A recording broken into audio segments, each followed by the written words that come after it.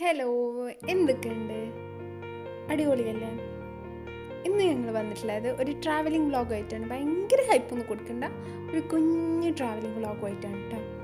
ഞങ്ങൾ കോഴിക്കോട് വയനാടൊക്കെ വഴി ഊട്ടി പോയി തിരിച്ചതേമാതിരി അങ്ങോട്ട് ഇറങ്ങി വന്നു കേട്ടോ.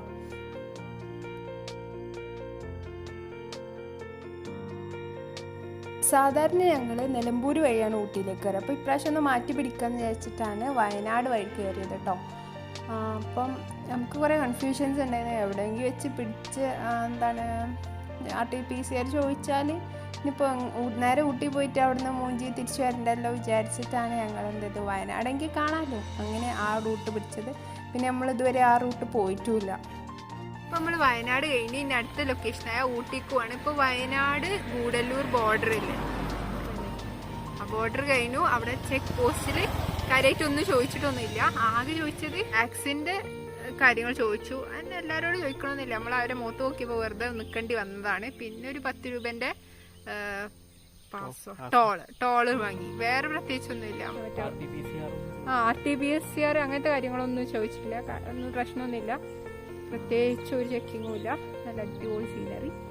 ഏതായാലും കോളേജസൊക്കെ ഒരു 25-ാം തീയതി വരെ അടച്ചിട്ട സ്ഥിതിക്ക് ഞങ്ങൾ വിചാരിച്ചു ഒന്ന് എങ്ങോട്ടെങ്കിലും പോയിട്ട് വരാം. ഇനി ഒരു ലീവ് ഇത്ര കിട്ടാൻ ചാൻസ് ഇല്ല. ഏതായാലും മഴയൊക്കെ ആണ്, വീട്ടിൽ പറഞ്ഞാൽ നല്ല ചീത്തയും ഒക്കെ കിട്ടുമെന്ന് അറിയാം. എന്നാലും ഞങ്ങൾ രാത്രി വെറുതെ ഒന്ന് പ്ലാൻ ചെയ്തു. ഓക്കെ, നമുക്ക് നാളെ ഗോവയിൽ പോകാമെന്നൊക്കെ സെറ്റാക്കി വെച്ചതാട്ടോ. രാത്രി കിടക്കുമ്പോൾ ട്രെയിനിൽ വയ്യാണ്. അപ്പോൾ ട്രെയിൻ ബുക്ക് ചെയ്യാമെന്ന് വെച്ചു കൊടുത്തെന്ന് വെറുതെ നൈസായിട്ട് ഒന്ന് സ്കൂട്ടായിട്ട് നമ്മൾ പറഞ്ഞു വേണ്ട, രാവിലെ ബുക്ക് ചെയ്യുക. രാവിലെയും സീറ്റ് എന്തായാലും അവൈലബിൾ ആയിരിക്കും, കാരണം അത്ര തിരക്കൊന്നും ഉണ്ടാവാൻ ചാൻസ് ഇല്ല എന്നൊക്കെ പറഞ്ഞിട്ട് രാവിലേക്കൊന്ന് ജസ്റ്റ് ഒന്ന് നീട്ടി വെച്ചതിലുണ്ടായതാണ് ആ ട്രിപ്പേ ക്യാൻസലായി. അത് സാധാരണ ആണല്ലോ, നമ്മൾ വെറുതെ മാറ്റി വെച്ചതാണ് സംഭവം. ഒന്ന് വ്ളോഗ് കണ്ടതാണ്, കുറച്ച് വ്ളോഗ്സ് കണ്ടപ്പോൾ നമ്മൾ തോന്നി ഇപ്പം അവിടെ പോയാൽ ശരിയാവില്ല, കുറച്ച് ബീച്ച് കാണുന്നതിന് നേരെ നമുക്ക് വേറെ അങ്ങോട്ടേക്ക് പോയി നോക്കാം. ഗോവ ഒന്ന് സെറ്റായിട്ട് കൊറോണ ഒക്കെ ഒന്ന് മാറി തന്നാൽ അടിച്ചു പൊളിച്ച് പോകാമെന്ന് വിചാരിച്ചു. വയനാടും പ്രത്യേകിച്ച് നമ്മൾ ഒരു സ്പോട്ടിൽ നിർത്തിയിട്ടൊന്നുമില്ല കേട്ടോ. എല്ലായിടത്തും ഇങ്ങനെ റൈഡ് ചെയ്ത് പോവുക അത്ര ഉദ്ദേശിച്ചുള്ളൂ. വയനാട് നമ്മൾ എപ്പോഴും പോകണതല്ലേ.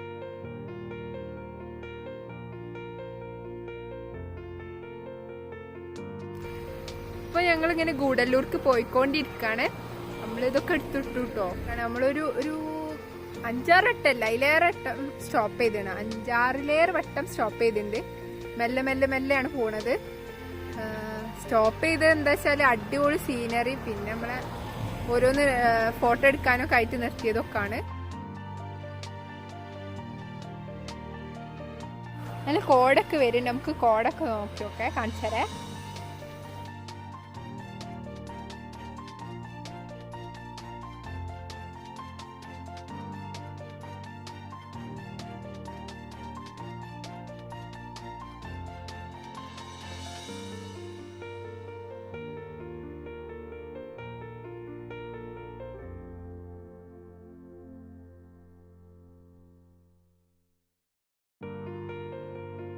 ഉച്ചക്ക് ഒരു 1-1:30 വീട്ടിൽ നിന്ന് ഇറങ്ങിയ ഞങ്ങൾ ഒരു 7-7:30 ആയപ്പോഴാണ് ഊട്ടിക്ക് എത്തിയത്. പിന്നെ ഒന്നും നോക്കിയില്ല, ഫുഡ് കഴിച്ച് നേരെ റൂമിലേക്കാണ് പോയത്. ആ ടൈമിൽ ഊട്ടിയിൽ ഭയങ്കര തണുപ്പായിരുന്നു. 14 ഡിഗ്രി സെൽഷ്യസ് അങ്ങനെ എന്തോ ആണ് കാണിച്ചിരുന്നത്. നല്ല ഉഷാറ് ക്ലൈമറ്റ്. ഇതാണ് ഞങ്ങൾ ഊട്ടിയിൽ നിന്ന റൂം കേട്ടോ. ഭയങ്കര നല്ല അറ്റ്മോസ്ഫിയർ ആയിരുന്നു. രാത്രിയൊക്കെ ഭയങ്കര ഇതൊരു കാം ആൻഡ് ക്വയറ്റ് പ്ലേസ്. ഭയങ്കര ബ്യൂട്ടിഫുൾ ആയ സ്ഥലം കേട്ടോ. എന്താ പറയുക, നല്ല രസമുള്ള സ്ഥലം. ഫുള്ള് നമ്മളൊരു ഫാം ഹൗസ് ആണ്. നമ്മൾ ഫുള്ള് ചെടികളും കാര്യങ്ങളായിട്ട് നല്ല ഭംഗിയുള്ള സീനറി.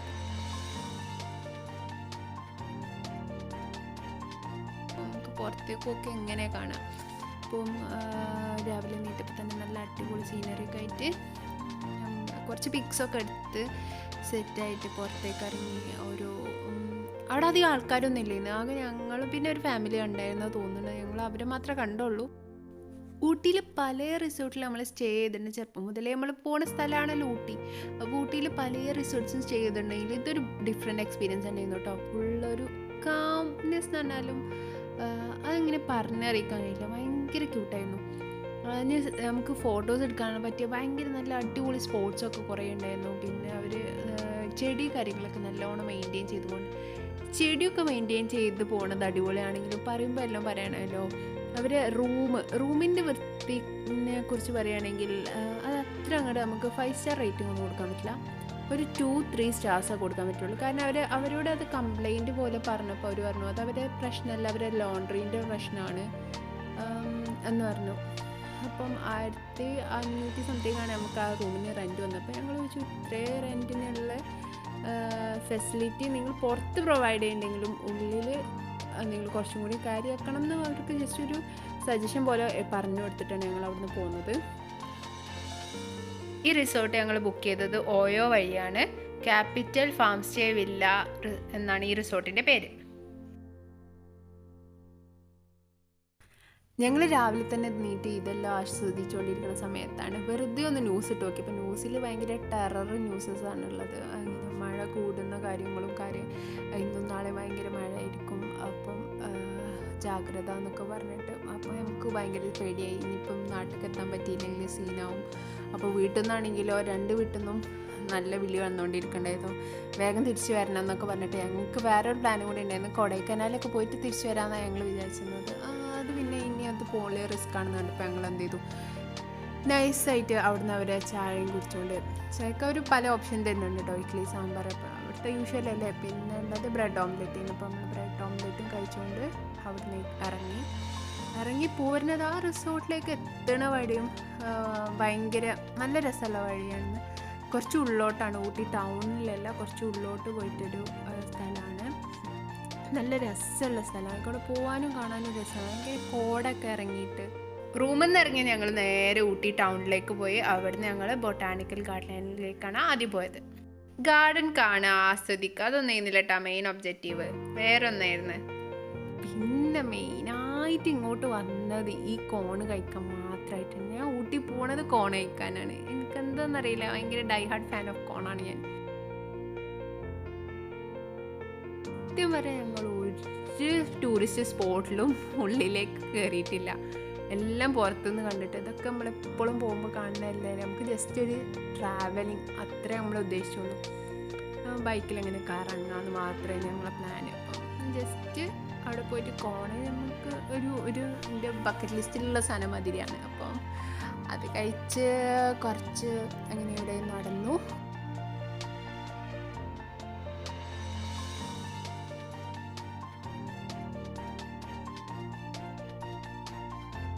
എന്താണെന്നറിയില്ല, കേല് വണ്ടി ഞങ്ങൾ കണ്ടതേ ഇല്ല എന്ന് പറയുന്ന മാതിരി 1-2 അവിടെയും ഇവിടെയും അങ്ങനെ കണ്ടിട്ടുള്ളൂ. സാധാരണ ഊട്ടി പോയാൽ മലയാളീസിനെ കൊണ്ട് തട്ടിമുട്ടി നടക്കാൻ പറ്റില്ല എന്നല്ലേ. ഇപ്രാവശ്യം നമ്മൾ പോയപ്പോൾ നമ്മൾ സത്യം പറഞ്ഞ പൂതിയായി, മലയാളീനെ കണ്ടിരുന്നെങ്കിൽ എന്നൊക്കെ. എന്നിട്ട് അത്രയില്ല. ബൊട്ടാനിക്കൽ ഗാർഡനിൽ നിന്ന് ഞാൻ എങ്ങോട്ടേക്ക് എന്നുള്ള കൺഫ്യൂഷനിൽ നിൽക്കുമ്പോഴാണ് ഈ ബോർഡ് കണ്ടത്. അപ്പോൾ ഈ ബോർഡ് വെച്ച് നോക്കി ഇനി അടുത്ത സ്പോട്ട് ഏതാണെന്ന് നിയർ ബൈ സ്പോട്ട് ഏതാണെന്ന് കണ്ടു. അങ്ങനെ അങ്ങോട്ടേക്ക് പോയതാണ് ഞങ്ങൾ. പിന്നെ ബോട്ട് ഹൗസിൻ്റെ ആ ഭാഗത്തെത്തിയത് കേട്ടോ. കേരളം എഴുതിയ വണ്ടികൾ തീരെ ഇല്ല. അപ്പോൾ ഞങ്ങൾ വിചാരിച്ചു പിന്നെ ഊട്ടിക്ക് ഇനിയിപ്പോൾ പോകാൻ പറ്റായി എന്തെങ്കിലും. അവിടെ ലോക്ക്ഡൗണും അല്ല, അതുകൊണ്ട് പെട്ടെന്നുള്ള പ്ലാൻ ആയതുകൊണ്ട് ഊട്ടിയിലത്തെ ഒന്നും അന്വേഷിക്കാതെ അടുത്ത് ഇറങ്ങിയതാണ്.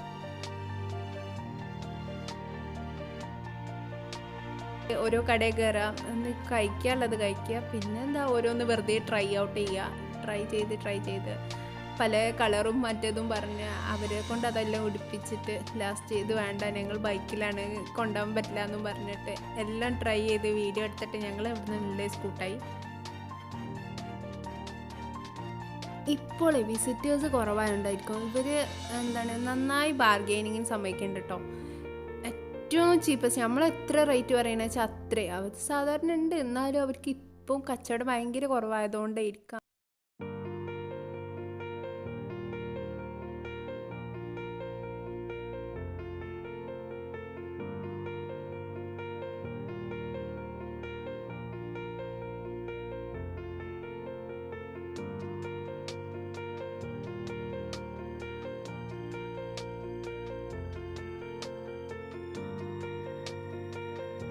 ഇവിടെ ഞങ്ങൾ ബോട്ടിങ്ങിനൊന്നും പോയില്ല, പക്ഷെ നമ്മൾ അവിടെ ഇരുന്ന് അങ്ങോട്ടും ഇങ്ങോട്ടൊക്കെ വെറുതെ വായ നോക്കി നടന്ന് കുറച്ച് നേരമൊക്കെ കഴിഞ്ഞപ്പോൾ നമ്മൾ മെല്ലെ നെക്സ്റ്റ് സ്ഥലത്തേക്ക് പോകാൻ നിന്നു.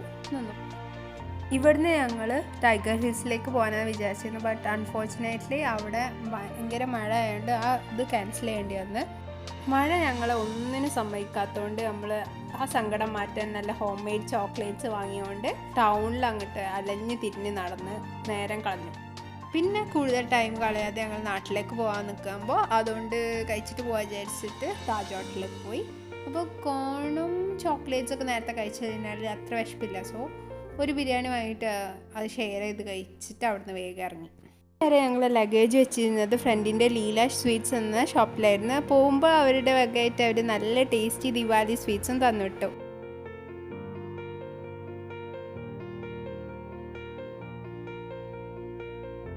പോരുന്ന വഴി ഞങ്ങൾ പൈക്കാര ഡാമിൻ്റെ അവിടെ ഇറങ്ങി.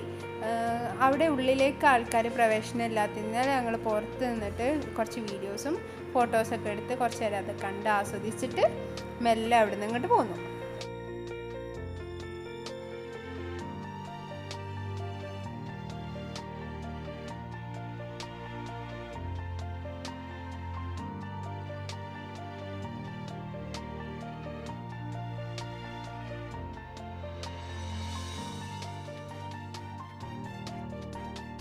ചോര ഇറങ്ങി തുടങ്ങുമ്പം അത്ര മഴയില്ലായിരുന്നു, ചെറുതായിട്ട് ചാറിനുണ്ടായിരുന്നുള്ളൂ. പക്ഷെ കുറച്ചങ്ങോട്ട് ഗൂഡല്ലൂരൊക്കെ കഴിഞ്ഞപ്പോൾ നല്ല മഴയായി.